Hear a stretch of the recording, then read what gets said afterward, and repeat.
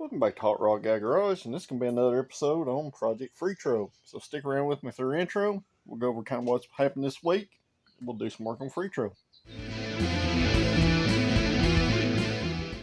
So the weather's been kind of questionable this week, so I've been kind of tinkering around down here in the garage.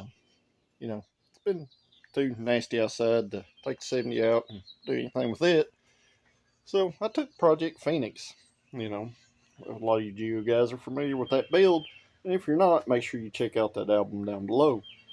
I took it to the track Thursday, knocked some dust off of it, made some passes. I'll drop that in right here, and then I'll be back.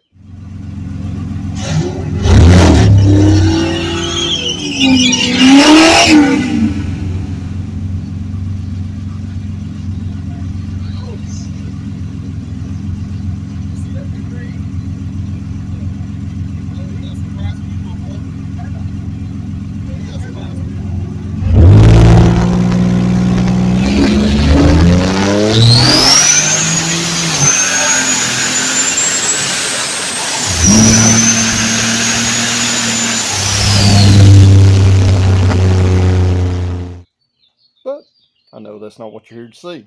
So, Project Freetro, we're doing 1.3 liter single overhead cam swap, the Hemi-headed 4-cylinder. And a lot of you were interested in what's the difference in the mounts and stuff. So, before we stick this motor back up in the car, and we go any further, I'll flip it around, I'll show you the mount differences, and what you're going to have to do this kind of swap. So, I have taken the liberty of pulling Freetro's manual transmission out and bolting it to the 1.3 liter. So, as you know before, if you've been following this series, Freetro had a 1.3 liter 4-cylinder flywheel and the 4-puck metallic race clutch. I have already put those in. Everything's torqued and assembled.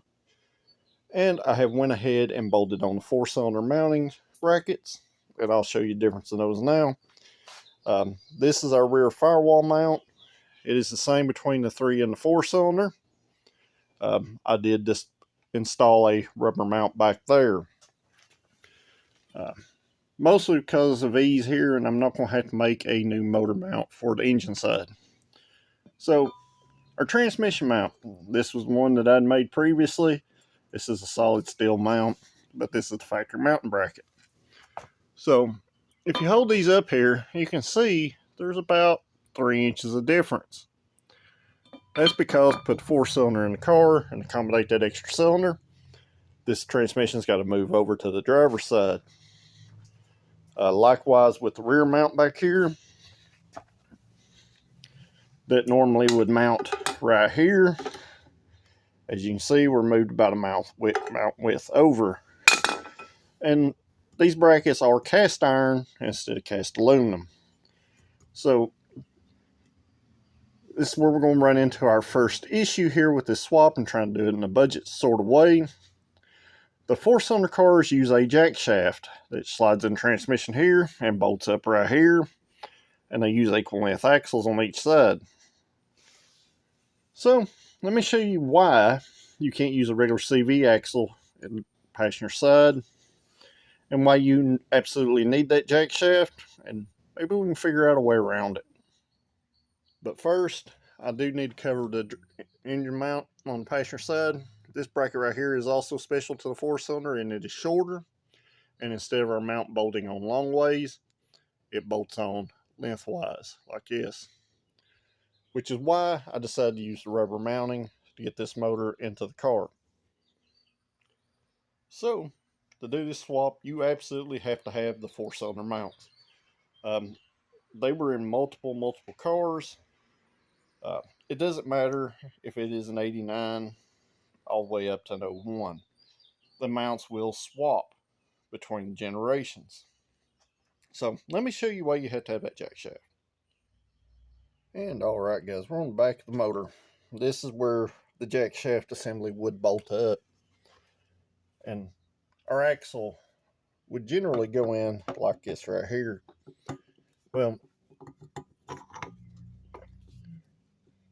the problem we're going to have here is that the diameter of this interferes with this bracket. And before you even get into here. So I may try removing this bracket, see if it's actually slide in here enough to pass this. To do it this way would definitely require a custom axle on this side itself, whereas you could use a readily available replacement axle on the driver's side. So let's buzz this bracket off here, slide this axle in here, and see what kind of clearance we have.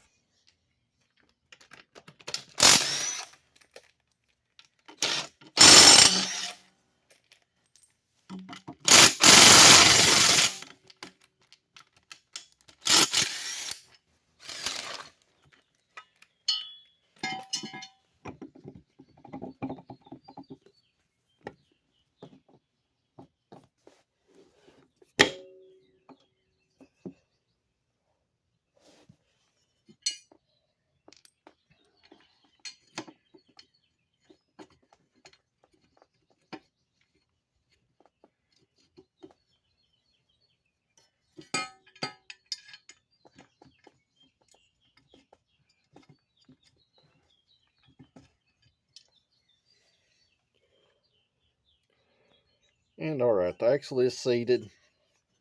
As you can see, we can't get the bracket on there. And we have quite a large interference right here.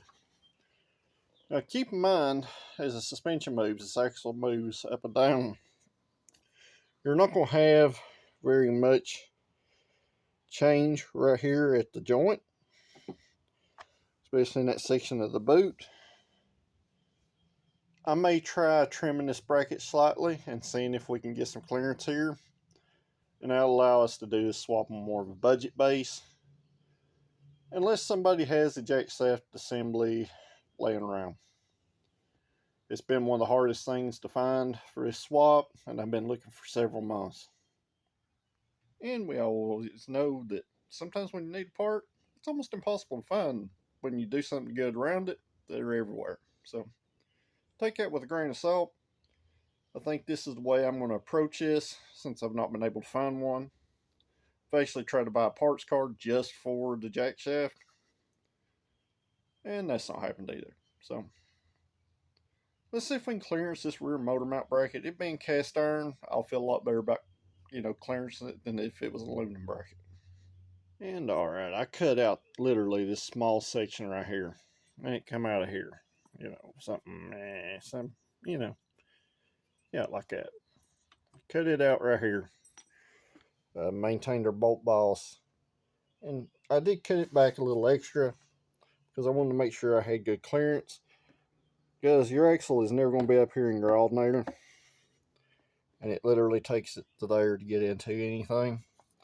And I wanted to make sure I had plenty of room, especially around our clamp here on the inside. And I know you can't really see down in there, but there is quite a bit of room down in there.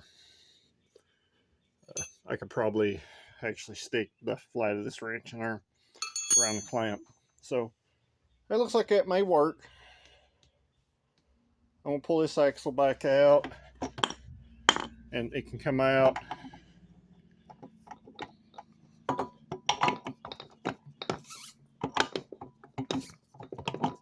And go back in with the bracket in place. So if I find a jack shaft, that's what I'll do. If not, we'll cut an automatic axle down and put the 5-speed knuckle on the inside. But looks like that'll work. So let me pull this bracket back off here, spray some more of this horrible green paint on it, because it's all I got in my garage, and get it bolted back up. So while that paint's drying, let's talk about the plans for Fritro. Now, I'd asked y'all in the last video to let me know what you wanted to see, and both of you said you wanted to see a road race car. I'm going to put a little spin on that a little bit, and we'll probably do that later. But for now, what I'm going to do, I'm going to put this 1.3 in here bone stock. And when I say bone stock, this motor still has the factory advanced emissions TBI, stock manifold. There's nothing done to it. It is a stock 160,000 mile motor that has been fairly well maintained its whole life. It's got good compression numbers, motor runs well, don't use no oil.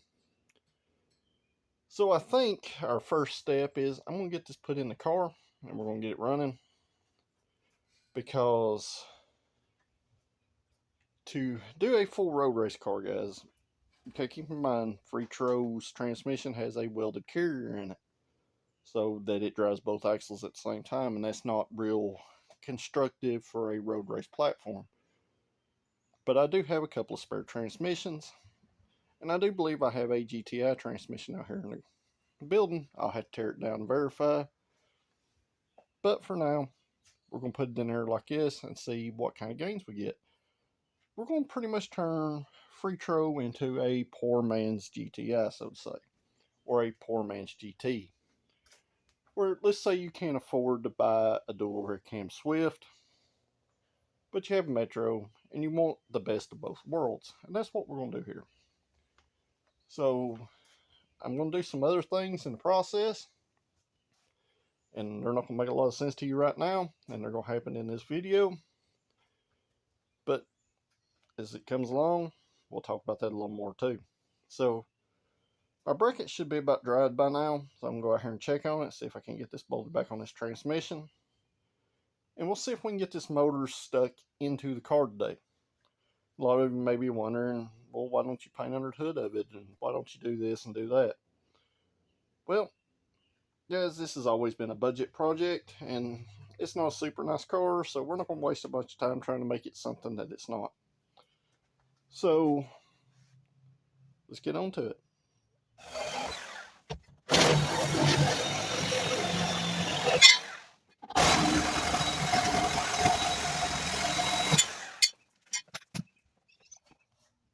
And remember, I said some things in this video weren't going to make a lot of sense. No, that's one of them. To figure out why I cut all this stuff out, you know, this is some hacky stuff that I've done with the supercharger stuff. To understand why, you'll have to watch along later. But I got something different planned for the core sport.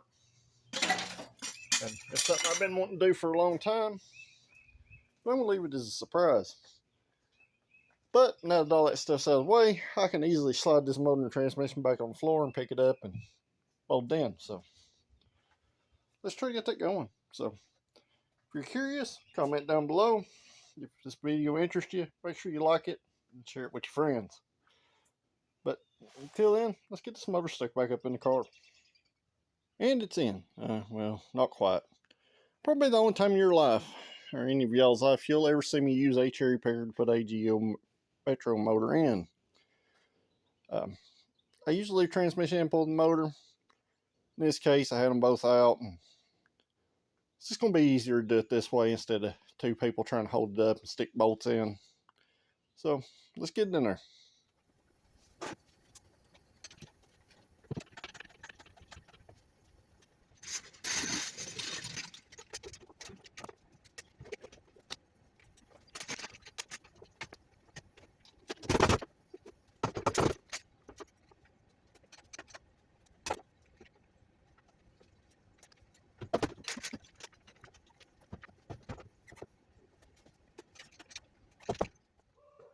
And here is the point where what you read, that all you need is 4-cylinder mounts and this stuff will bolt in. It is not the case. Transmission mount right here, you can see our old hole where our 5-speed went through. Our mount's further forward, so we're going to have to re-drill and sleeve a hole over here.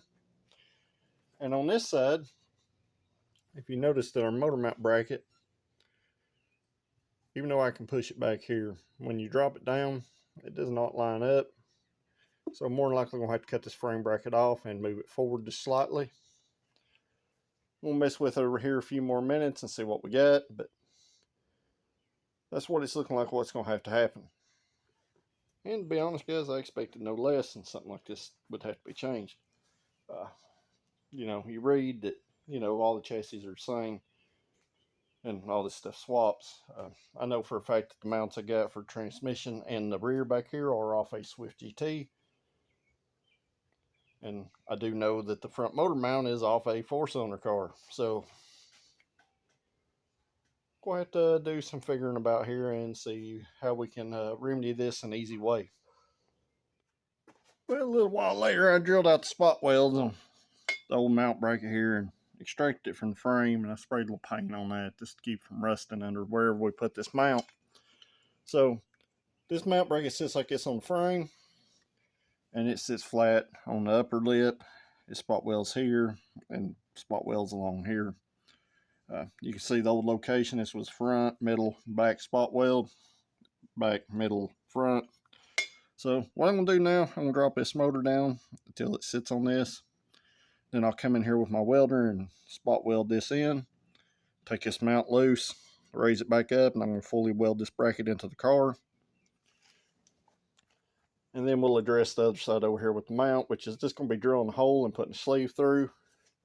If I can do this here in my garage with basic tools and dull drill bits, you should be able to do this in your driveway. So let me get started. So you can see how far it moved forward. That was our back spot weld before. It moved forward about an inch. And what I'm going to do while this is sitting here with the way the motor on it, as you can see, I'm going to spot weld this in the car. I've got the motor leveled up pretty good. Not that you can really tell with the towel on it, but it looks good and level. So what I'm going to do, I'm going to spot that bracket back in. Then we'll come over here and we'll drill our hole for a bolt over here. And we'll put another sleeve in that frame rail. Yep.